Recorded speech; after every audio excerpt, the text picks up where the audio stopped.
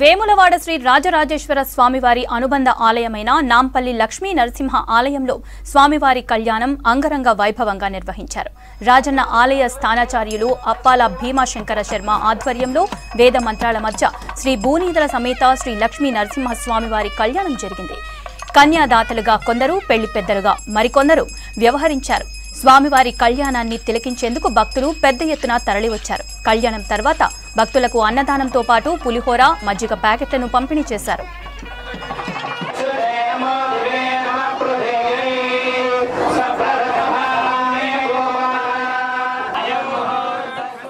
నక్షత్రే చతుర్థస్యాయాం శుభే దినే సంధ్యాకాలే నటే యుక్తే స్తంభోద్భూతం మృగేసరి. దక్షిణ కాశీగా పేరుగాంచినటువంటి యొక్క వేములవాడ క్షేత్రానికి నాంపల్లి క్షేత్రము అనేది 2 కిలోమీటర్ల దూరంలో ఉంటుంది.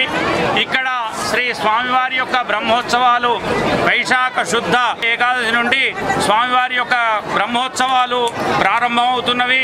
మరియు స్వామివారి యొక్క కళ్యాణ మహోత్సవము వృషభే స్వాతి నక్షత్రే చతుర్దశ్యాయాం శుభేదినే సంధ్యాకాలే నటయుక్తే స్తంభోద్భూతం మృగేసరి. వృషభ లగ్నంలో స్వాతి నక్షత్రం చతుర్దశి నాడు శ్రీ స్వామివారి యొక్క కళ్యాణ మహోత్సవము నాంపల్లి క్షేత్రం యందు అత్యంత వైభవంగా జరిపించబడుతున్నది. మరి ఈ కళ్యాణ మహోత్సవానికి భక్తులు కూడా అధిక సంఖ్యలో వచ్చి ఆ స్వామివారి యొక్క మంగళాశాసనానికి కృపకు పాత్రులవుతున్నారు. మరి ఇక్కడ స్వామివారి యొక్క కళ్యాణం టికెట్లు కూడా ఏర్పాటు చేయడం జరిగింది.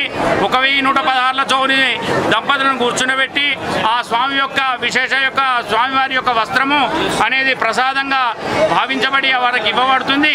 మరి ఈ రోజున కూడా కళ్యాణ మహోత్సవానికి చాలా మంది భక్తులు వచ్చి కూర్చుండి ఆ స్వామివారి యొక్క కృపకు పాత్రులయ్యి మరి ఆ స్వామి యొక్క అన్నదానం కూడా స్వీకరించి